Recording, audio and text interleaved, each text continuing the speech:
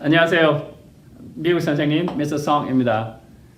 제가 한국에서 수능 영어를 준비하고 있는 학생들을 이렇게 좀 봤어요. 근데 그 학생들이 그 영어에 대한 의미나 의미를 이런 것들은 전혀 생각하거나 알지 못하고 그냥 무작정 외우는 거예요. 무조건 그냥 미국 사람들은 그냥 이렇게 얘기해. 그 의미와 뜻을 전혀 모르고 그냥 깜깜한 채로 막 외우고 있어요. 근데 그 중에 하나가 뭐냐면은 가정법이더라고요. 특히 가정법이 한국 학생들한테 정말 어렵다고 생각이 들어요. 왜냐하면은 그 어떤 설명도 찾을 수가 없으니까요. 이렇게 배우고 있더라고요. 현재 사실을 반대로 가정해서 말을 할 때 가정법 과거를 사용한다. 이게 현재 사실을 과거로 바꾸래요. 왜 그러죠? 그 다음에 과거 사실을 반대로 할 때는 또 과거 완료를 사용하래요. 근데 누군가 이걸 설명을 해줘야 되지. 왜 그렇지? 현재인데 왜 과거를 써야 돼요? 과거는 또 왜 과거 완료를 써야 돼요? 뭔가 이유가 있을 거잖아요. 근데 대부분이 야, 미국 사람들 그렇게 해. 그 뭐 몇백 년 동안 그렇게 써와가지고 지네들도 모르고 그냥 해. 그리고 이거 한국말하고 완전히 다른 거야. 전혀 그렇지 않아요. 이 말들은 사실은 이 말들이 뭐냐면은 한국에서 하고 있는 말하고 똑같아요. 완전히 똑같아요. 근데 한국에서 하고 있는 말을 실제로 미국에서 영어에서도 사용하고 있다는 사실을 모르고 있고 그냥 무조건 외우고 있는 거죠. 얼마나 답답해요. 얼마나 고통스러워요. 못 믿겠다고요? 제가 직접 보여줄게요. 이런 시츄에이션이 있다고 생각해요. 그러니까 아이가 COVID-19에 걸렸어요. 아빠가 너무 걱정하고 그리고 제발 좀 우리 아이에게 치료약을 줘요 라고 부탁을 해요. 근데 COVID-19 백신이 아직도 없어요. 그러니까 닥터가 말하기를 아직까지 그 COVID-19 백신이 없어서 치료할 수가 없어요. 그러니까 아니요, 제발 좀 어떻게 하든 살려주세요. 치료약 좀 주세요. 없다니까요.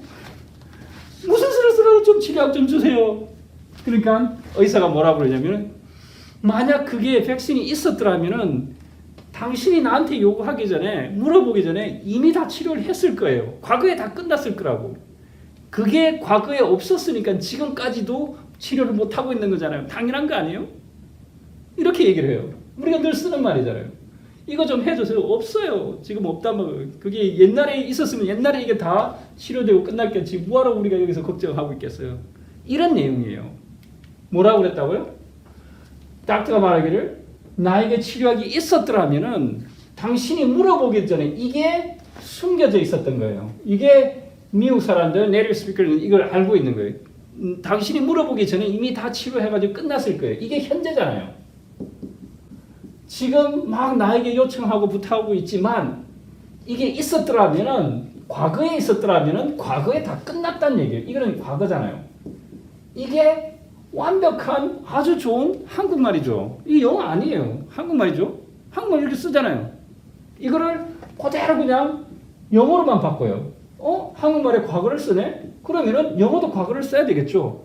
내가 있었다면, 가지고 있었다면 if I had a cure. 그러니까 한국말을 그대로 영어로 그냥 바꾼 거예요. 무슨 법칙이 있어요? 아니잖아요. 그 다음에는 줬을 거예요. 과거잖아요. 물어보기 전에 줬을 거예요. 그러니까 여기도 과거가 되죠. I would give it to you. 이미 줬을 거라고. Before you ask. 이게 현재가 되는 거예요. 물어보기 전에 벌써 줬으니까 당연히 여기는 과거를 써야죠. 그게 이렇게 사용된 거고 이런 뜻만 가지고도 얼마든지 아무런 법칙 없으니 그러니까 미국 사람들이 이런 것들을 현재를 부정하기 위해서 나는 과거로 바꿔야 돼. 그 if하고 이걸 갖다가 다 맞춰줘야 돼. 안 그런단 말이에요. 그냥 머릿속에서 바로 나올 수 있는 이유가 이게 이런 생각이 머릿속에 있기 때문이에요. 당신이 부탁하기 전에 내가 이미 줬을 거예요. 그래서 지금 없다는 뜻이잖아요, 이게. 그래서 이걸 막 얘기하면은 이미 다 끝났을 텐데 없으니까 이 의미는 지금 없으니까 못 주는 거예요. 이런 뜻이죠. 그럼 이걸 그대로 바꿔요. 그러면 이거는 지금이니까 I don't have a cure. 이제 현재형으로 됐죠. 똑같잖아요. 한국말, 좋은 한국말, 좋은 한국말, 좋은 영어가 되는 거죠. I don't have a cure so that I can't give it to you. 이 두 문장을 말을 할 수 없는 한국 사람이 있을까요? 우리 다 너무 유치한 말들이잖아요. 다 단순하고. 그리고 두 개가 똑같은데 여기 재밌는 건 뭐냐면은 이거는 지금 없어요.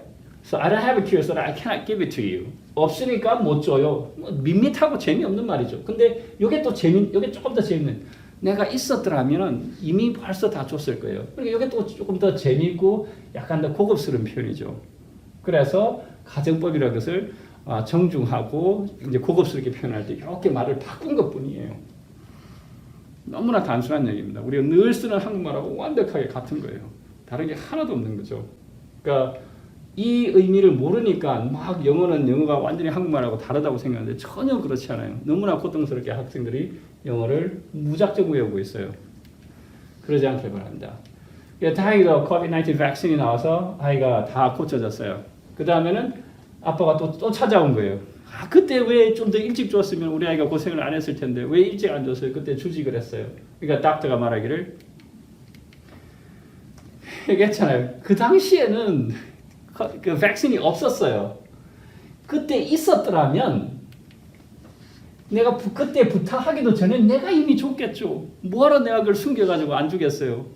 이런 얘기를 하는 거예요. 너무나 자연스러운 한국말이죠. 이걸 그대로 가정법이고 뭐고 이런 말조차도 영어에서는 쓰지 않는단 말이에요. 가정법이 뭔지도 모르고 그냥 자기가 이렇게 생각을 하고 그대로 영어로 옮겨주면 돼요. 근데 부탁하기도 전에 그 당시 당신이 부탁하기도 전에 이게 과거가 되죠. 이게 과거가 되니까 부탁하기 전에 과거보다 더 old 하잖아요. The older past를 써주기 때문에 여기가 과거죠. had a cure. 내가 있었더라면 해서 과거보다 더 오래된 과거를 만들어주죠. 그러니까 before you asked 요거만 생각을 하면은 문장이 너무나 자연스럽고 아무것도 생각할 필요가 없는 거예요. 문법이라는 것 자체를 생각할 필요가 없는 거예요. 당신이 물어보기도 전에 그 전에 과거보다 더 오래된 것 한국말은 대과거라고 그러죠. 그런 말도 사실은 필요 없는 거예요. 그러니까 얘가 물어보기도 전에 더 오래됐으니까 if I had a cure 있었더라면은 I would have given 이것도 얘보다 더 오래됐다는 얘기죠. I would have given it to you. 이미 줬을 겁니다. 물어보기도 전에 줬을 겁니다. 한국말하고 똑같죠. 완벽하게 같아요. 틀린 게 없단 말이죠. 이게 영어예요. 정말 쉽죠. 그래서 이걸 갖다가 당신이 물어보기 전에 줬을 거예요. 그러면 똑바로 얘기를 해보면 아주 밋밋하게 재미없게 얘기하면 그러니까 그때 치료약이 없었으니까 못 줬잖아요. 그 뜻하고 같죠. 얘기 그대로 옮기면은 그때 없었으니까 과거 I didn't 과거로 이렇게 만들어주면 되죠. 똑같잖아요. 한국말하고 I didn't have a cure 치료약이 없었어요. 그러므로 못 줬잖아요. I couldn't give it to you 전혀 다른 게 없어요. 너무나 자연스럽게 똑같죠. 그러니까 이렇게 만들어지는데 이 문장은 재미가 없단 말이에요. 없었으니까 못 줬다. 근데 있었더라면은 당신이 나한테 부탁하기도 전에 내가 이미 그 전에 줬을 겁니다. 그래서 아이를 다 치료했지. 아이가 고통받는 게 얼마나 힘들어요. 나도 그게 힘들어요. 이미 내가 벌써 다 치료를 하고 끝냈을 겁니다. 그러므로 이 물어본 시점보다 더 오래됐다고 해서 과거 완료라는 걸 썼다. 라고 문법이 만들어진 거예요. 그러나 이제는 그 문법을 전혀 이해할 필요조차 없는 거죠. 생각할 조차 필요 없는 거예요. 완전히 다 이해되고 사실은 생각할 필요도 없는 거예요. 한 가지 이런 것만 살짝 끼워 넣으면 아주 평범한 문장이 돼버려요. 그러니까 요거는 좀 심심한 문장, 요거는 약간 고급스러운 문장, 좋은 문장이에요. 문학적인 느낌이 들어가 있죠. 자, 이제 우리는 이 문법 뒤에 숨어 있는 그런 의미, 미국 사람들이 어떻게 해서 이렇게 복잡하고 심오한 가정법을 생각도 없이 그냥 부르륵 말할 수 있을까? 전혀 어렵지 않죠. 그 다음에 이런 프로세스를 반드시 거쳐야 합니다. 이걸 이해는 했지만 그러나 머릿속에서 여기에다가 이 내용하고 자기의 이모션하고 완전히 붙여야 돼요. 자기 feeling, thoughts 하고 언어하고 완전히 붙이는 과정을 거쳐야만 합니다. 그래서 이게 자연스러워졌을 때 여러분들이 그 상황에서 저절로 말을 할 수 있고 저절로 들을 수 있게끔 되어야 여러분들이 수능에 100점을 받을 수 있는 거예요. 그러면은 정말로 이 아픈 아이가 있다고 내가 이 치료약이 있었으면은 줬을 텐데 라는 말을 해봅시다. 근데 이런 거 말을 할 때도 그냥 아무렇게나 얘기를 하잖아요. 영어에서 뭐 5가지 오형식 문장이 있는데 그 중에서 제일 많이 나오는 게 뭐냐면 이거예요. 그죠? 주어가 나오고 그 다음에 동사 나오고 그 다음에 목적어 나오고 이런 거 좋아하죠. 목적어. 이게 가장 흔한 형식이에요.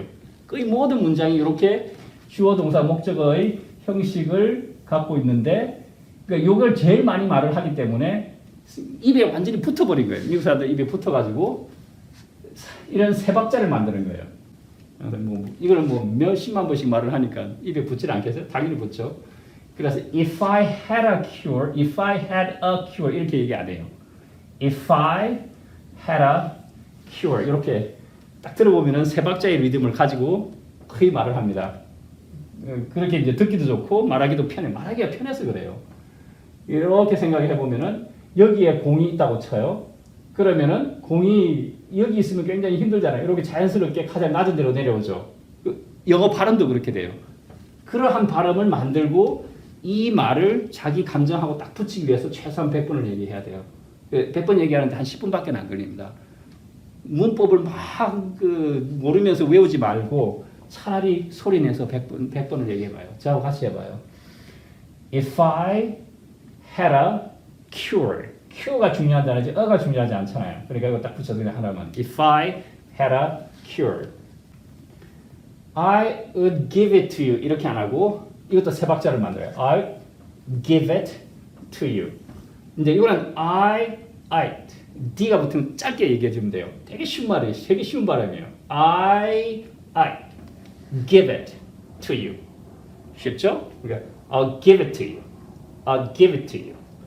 If I had a cure, I'll give it to you. 문법을 생각하지 말고 아픈 아이를 생각해요. 정말로 내가 얘를 치료해 주고 싶은데 정말로 약을 주고 싶은데 If I had a cure, I'll give it to you. 근데 너무 없어서 가슴이 아파. 느낌이 와요? 이제 요거는 그래도 쉬운 편인데 이제 이렇게는 길어졌죠. 이것도 If I had a cure 이렇게 안 해요. 이게 또 세 박자가 자연스럽게 됩니다. 세 박자라는 어떤 문법 뭐 이런 거 얘기하지 맙시다. 100번 하면은 자연스럽게 제일 편한 발음으로 가게 됩니다. 이렇게 묶어가지고 If I had, if I If I had a cure, if I had a cure 여기가 재밌는데 I would have 이렇게 하라고 out of given it to you, given it to you. 같이 해볼까요? If I had a cure, I'd have given it to you. If I had a cure, I'd given it to you. 이렇게 짧게 딱 끊어주는 게 포인트예요. 발음하는데 또 발음하는데 또 되게 재미있고 이런 걸 잘하게 되면은 여러분들이 이제 힙합 하게 되는 거죠. 그래서 반드시 100번 해보세요. 그러면은 느껴져요. 변화가 발생하는 걸 느껴요. 자기가 더 발음이 부드럽고 더 좋아지고 이렇게 아주 옵티마이즈된 그런 발음으로 다가간다는 걸 느껴요. 그래서 꼭 해보세요. 그러면서 자신의 감정, emotion, feeling, thoughts가 language하고 이런 단어들하고 딱 붙는 그런 느낌이 와요. 이 사람들이 편하니까 이렇게 말하는구나. 여기 무슨 법칙, 이런 절대로 법칙 같은 거 만들지 마세요. 뭐 이럴 때는 붙여야 돼, 뭐 어떻게 돼. 그런 거 없어요.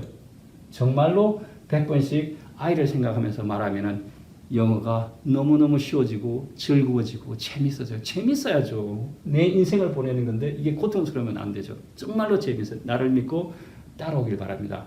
정말로 해보세요. 정말로 재미있고 즐겁고 정말 신기한 걸 많이 느끼게 됩니다.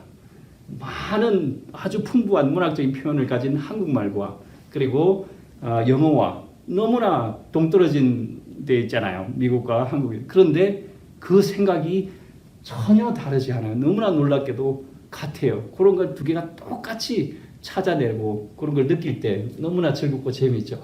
사람의 생각은 틀리지 않구나. 그런 걸 느끼게 돼요. 그런 것이 language가 emotion하고 같이 붙게 되고 이런 것을 language acquisition이라고 합니다. 나는 이제 영어를 배우게 되었다. 언어를 습득하게 되었다라고 얘기하게 되는 거죠. 마치 네이티브 스피커가 즐겁고 재미있고 이러한 것을 찾는 그런 과정들을 자꾸자꾸 만들어 나가기 바랍니다. 제가 도와줄게요. 저와 함께라면 즐거운 영어가 가능합니다. See you again. Bye.